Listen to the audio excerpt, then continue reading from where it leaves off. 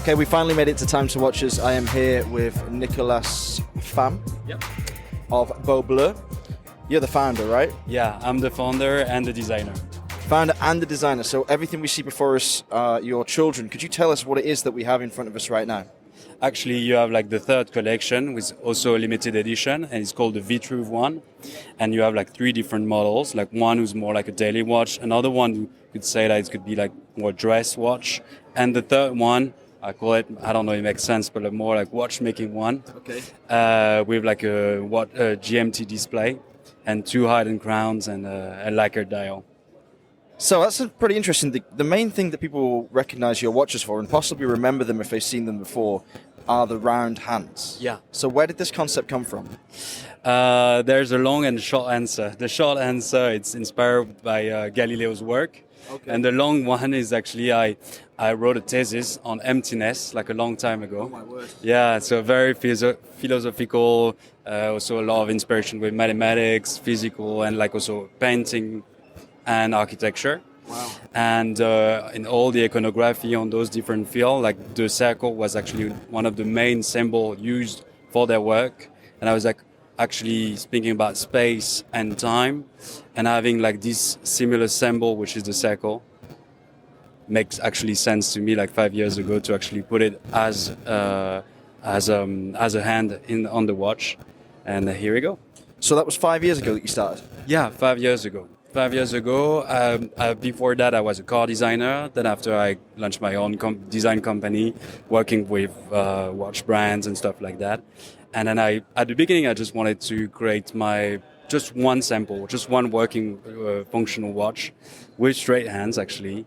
And I thought it was like kind of boring, even if it would be like just my own watch that I designed myself, myself and I.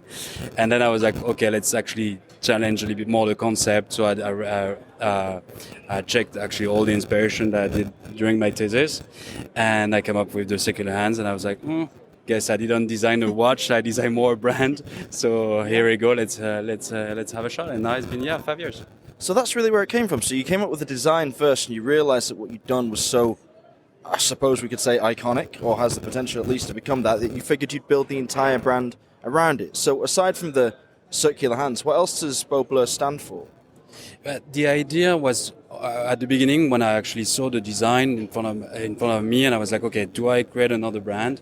And as a designer, I didn't want to like travesty the concept with a lot of like marketing and branding. I mean, it's very important when you're a brand, but as a designer, I didn't want to put all the bullshit around the product. The product have to speak for himself. If it doesn't, and if you actually take off the logo or the name of the brand, the experience has to be different. You have to recognize it, and actually, the idea for me having that concept is, okay, if we look in the past, the first watches was like two watch. It was something very pragmatic, and then after, it becomes more like a jewelry, and for me, I was like, okay, maybe there's the third step, which has to be a tool. It has to give you like this very pragmatic data, which is time. Then it has to be nice, whatever, as a jewelry.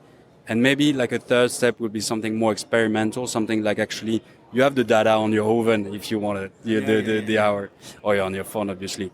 But what actually your watch can bring you more than like what actually your phone or just another watch. And the idea is to challenge a little bit more, like how you perceive time, how do you read it, and obviously the accuracy and the technical part is very important. But actually, when we look at the time and we actually speak about time, and I ask you like, what time is it? You're gonna say, it's actually 11 past 12 or something like that, or half past 12.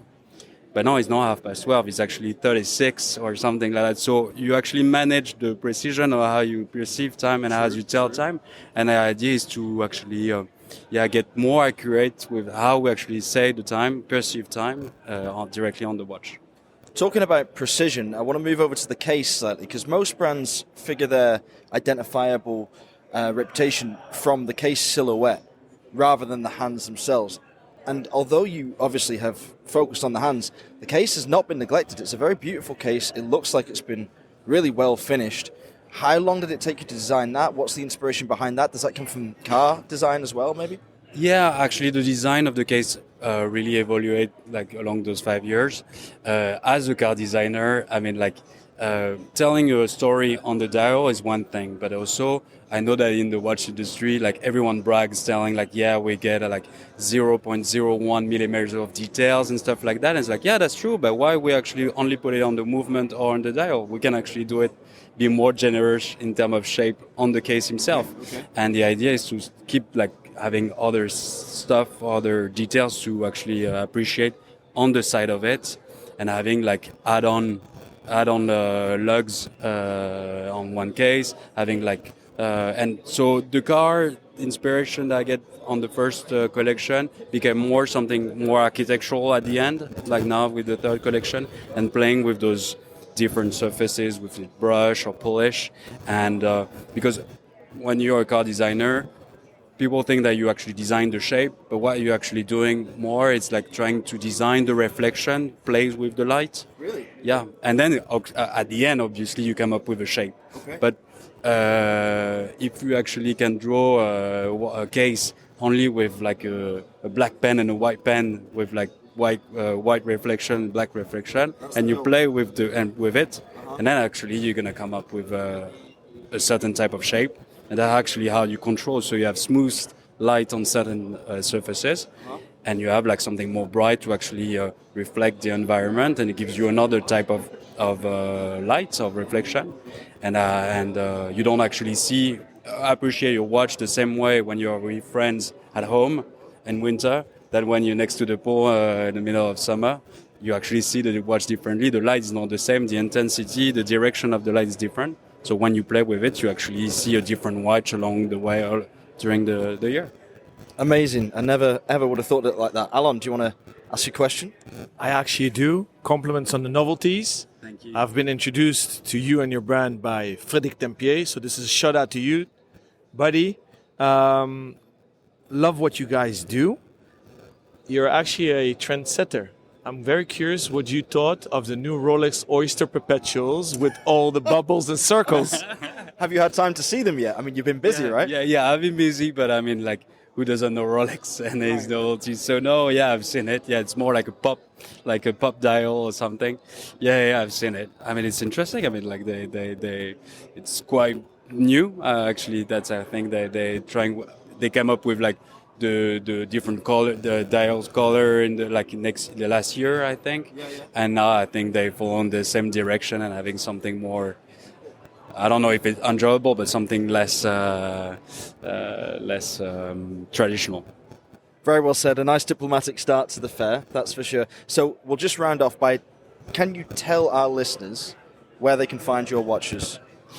Oh, it's very actually easy. Directly on our website, which is BeauBleu-paris.com, and on some retailers in France and more like in Europe and in US. Brilliant. Thanks, Nicolas.